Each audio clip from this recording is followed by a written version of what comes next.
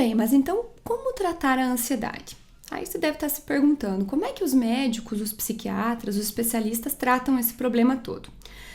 Os medicamentos são muitos que podem ser utilizados, mas uma das principais classes são os chamados medicamentos ansiolíticos, né? Como já diz o nome, são aqueles que revertem a ansiedade. Esses medicamentos, eles apresentam uma tarja preta, né? Uma tarja que é escura na sua caixinha lá. Eu aumentei ela aqui para que você possa ver mais de perto, caso você nunca tenha prestado atenção. Ali está escrito, venda sob prescrição médica. O abuso desse medicamento pode causar dependência química, tá? Então, a gente já observa que eles são medicamentos vendidos somente com uma prescrição. Você não pode chegar na farmácia e comprar por conta própria. E o motivo também está ali, né? Por que isso acontece? Porque esses medicamentos causam dependência química a longo prazo.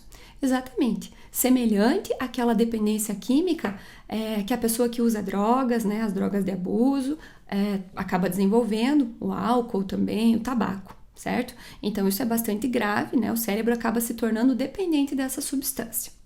O fato é que esses medicamentos são sim eficazes, eles já são bastante antigos, estão aí no mercado, mas claro que eles melhoram enquanto estão sendo usados, né? Melhoram os sintomas, porém trazem uma série de prejuízos e consequências, né? Coloquei aqui como problemas ou efeitos colaterais, se você der uma olhadinha na bula.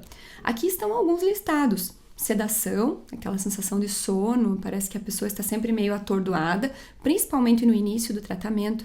Amnésia, então a longo prazo eles fazem a pessoa esquecer das coisas, né? Imagine usar isso por muitos anos, a pessoa acaba tendo mesmo lapsos de memória bem graves. Ela fica com falta de coordenação motora, né? Como se ela tivesse relaxado, né? Os músculos não respondem bem aos estímulos.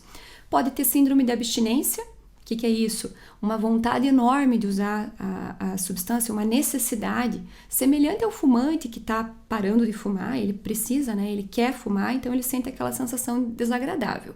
E uma última coisa que se chama tolerância, que significa o seguinte, aquela dose inicial, aquela quantidade de medicamento, ela passa a ser insuficiente e cada vez o paciente precisa de mais e mais medicamento, certo? Então essa é uma das classes, né, de medicamentos que pode ser usada. Outros medicamentos aí, eu coloquei aqui para vocês os antidepressivos, que têm também uma participação, conseguem alterar, de certa forma, algumas características lá no cérebro e minimizam os sintomas da ansiedade.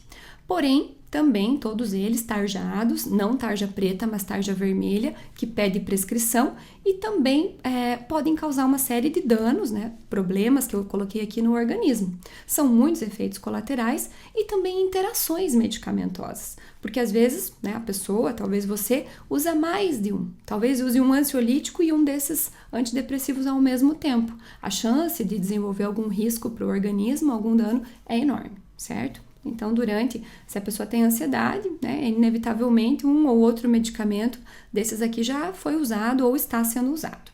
Outra forma, psicoterapia, né, com os psicólogos, também psiquiatras. Lá onde você, em algumas sessões, você vai ter conversas, são vários os métodos psicoanalíticos, né, e entre outros aí, que acabam auxiliando o paciente.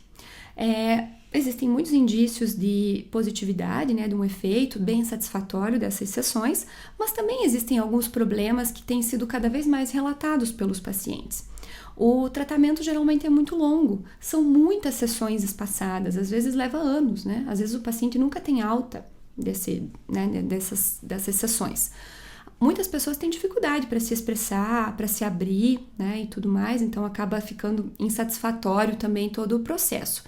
Temos problemas com profissionais, nem todos são capacitados o suficiente.